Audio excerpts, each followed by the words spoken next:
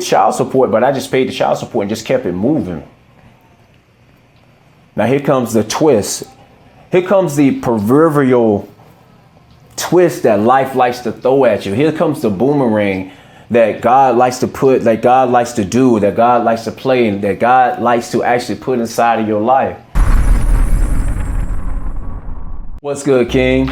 It's another episode of the Untamed Way podcast. This one's probably going to be one of the hardest podcasts I probably do up to this day. Because this one's about the man I was and the father I refused to be. So I'm going to go straight to I'm going to cut through the chase with this. I'm just going to cut straight through the chase and let's get down to the nitty gritty. This is not about me entertaining you. This is not about me sugarcoating how I showed up. And this is definitely not a church sermon. This is not about me trying to get a therapy session in. I'm here to expose me. So in the process of me exposing me, I'm hoping that this will help you start to feel a little bit more comfortable exposing what you've been hiding from inside of your guilt and shame. So this ain't a story about success, fam. This ain't a story about how I made it. This is a story about how I almost lost everything because I refused to be a father. And for far too long, I thought that, for far too long, I thought being a man was about paying the bills, about getting out there and hustling and grinding. It's about making that money. And I found out, man, all that was a lie. See, I got 3 biological kids, Jalen, Taya, and Kenya. And with all 3 of them, I struck out. Not kind of struck out. Not foul-balled it. Completely struck out with all 3 of them. See, I was there for 2 of their births. I was physically there. Emotionally and spiritually, I was completely checked out. I remember Jalen's birth like it was yesterday, January 1995. When Jalen's mom went into labor, I was laid up with another chick. Yeah, let that sink in. Let that marinate. When my first son was getting ready to be born, I was with some other girl. So when I got the call, I drove to the hospital. And when I got there, my son's being born, and I'm like a statue. I'm just in awe of everything that's going on. I'm doing all the right things. I'm congratulating Jalen's mom for bringing our first son into this world. I'm taking pictures, I'm smiling, I'm laughing, but deep down inside, I'm petrified, fam. Because I knew I was unfit. I knew I was emotionally unavailable to be a father. I just wasn't ready. Then I get hit with a second bomb, right in the same month. Taya's mom calls me, tells me that she's pregnant. So now I got 2 babies from 2 different women, born 9 months apart. And me, I'm just barely turning 20, fam. Now you would think most men, they would step up, right? Nah, not me, fam. Man, I ran. I packed a bag. I joined this magazine sales team that traveled across the country, knocking on stranger doors, trying to pitch them a story that I really didn't believe in. But I couldn't think of nothing else better to do because I really couldn't stomach the story that I had written back home. See, I couldn't stomach the fact that I had 2 kids from 2 different moms that were literally 9 months apart. I missed Taylor's birth by a week. I didn't even get the chance to see her first breath. I didn't even get the chance to hold her hand when she came out the womb. See, there's a pattern here that I'm generating here, fellas. Can you see it? See, every time life got hard and heavy, I couldn't really face it. I would relocate. I would justify. I would rationalize it. I would tell myself, dude, you got 2 kids now, fam. You got to get out here and make this money, kid. You ain't gonna be able to take care of these kids without making some money. But in actuality, fam, all I really needed to do was man the fuck up. So life does what life does, man. Like I put Jalen's mom in a bind, a serious bind. Like I forced her hand to make a really tough decision with me. Like she didn't want to make the decision, but she had no other choice. So she put me on child support. And so when the child support payments started coming out my check, I embraced it, yo. I wasn't even mad about it. I was like, oh, okay, this is how this game works. So you mean to tell me that all I need to do is just pay this bill and I can still go out and do the things that I want to do? This pretty much gave me a free pass. This was me trying to buy my guilt and shame away. And something I had to learn the hard way, fellas. Paying child support didn't buy my guilt and shame away. Paying child support still didn't make me a father. It gave me a receipt, but it damn sure didn't give me the relationship that I was actually wanting. So I would use any excuse not to connect with my kids. I literally was treating them like a monthly invoice. Then came along my crown jewel. That's what I like to call her. Kenya comes around. So I got Kenya's mom pregnant when I was actually engaged to my first wife. Yeah, there's that pattern again. And I didn't even fight for Kenya.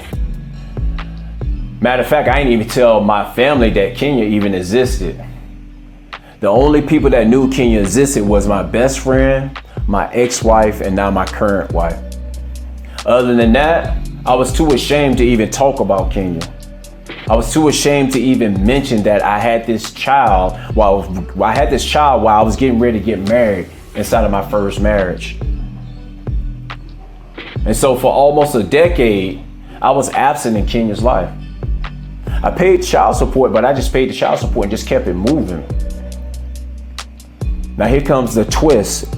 Here comes the proverbial twist that life likes to throw at you. Here comes the boomerang that God likes to put, that God likes to do, that God likes to play, and that God likes to actually put inside of your life. While I was ghosting Jalen, Taya, and Kenya, I was dad of the year to my stepkids.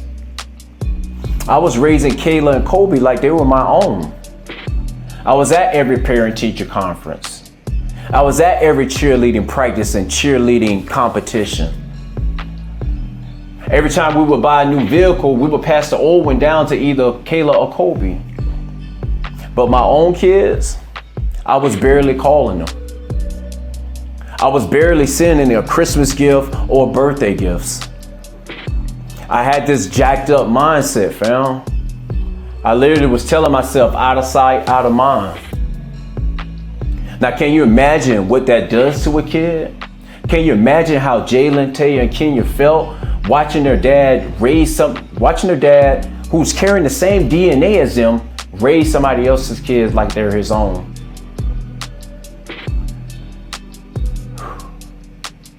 The trauma I caused, the damage I created.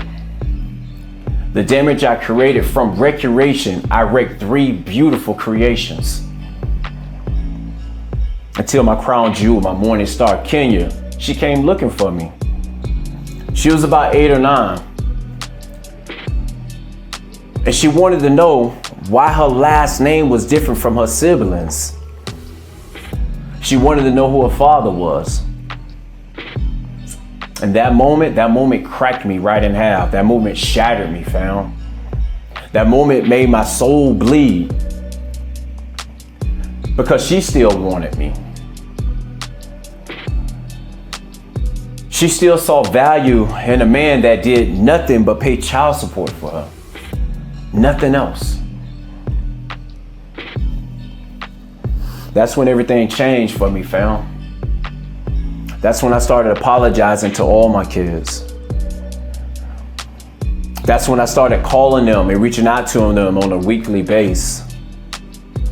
That's when I really started showing up inside of their life in the critical moments. See, I didn't need a cape. I didn't have a fancy Spider-Man superhero landing.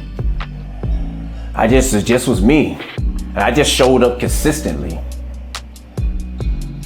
And slowly, over time, Jalen, Taya, and Kenya, we developed some trust between each other. We developed a bond. Now, King, I want to talk to you.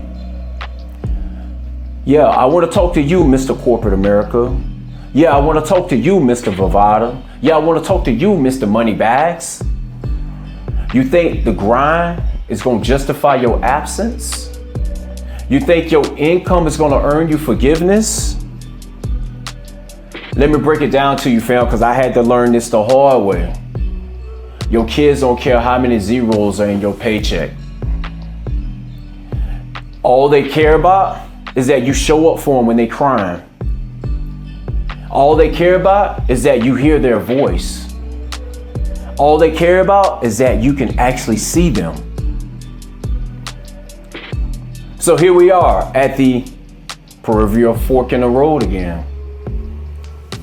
Fam, you can keep running, or you can face your reflection.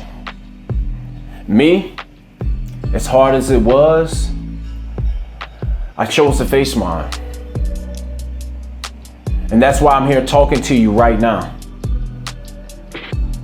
If you want to fix your absence with your children, you just got to start with the truth, fam. There's no need to lie about it because they're gonna find out anyway. So no need to lie about the situation of how you ended up disconnected from them. Just tell them the truth. Then you'll graduate to repentance. See, it doesn't matter whose fault it is why you wasn't in their life. Your kids don't even care about that. What matters is that you take ownership for how you showed up inside of the situation. And the very last thing, fam, you got to become ruthlessly consistent from the moment you step your foot inside their life moving forward. Like I said before, fam, this ain't therapy. This ain't about trying to fix something that's been broken overnight. This is about you starting right now. Because your kids, they ain't gonna wait forever. This is the Untamed Way. And I'm here to help you get started. Be easy, King.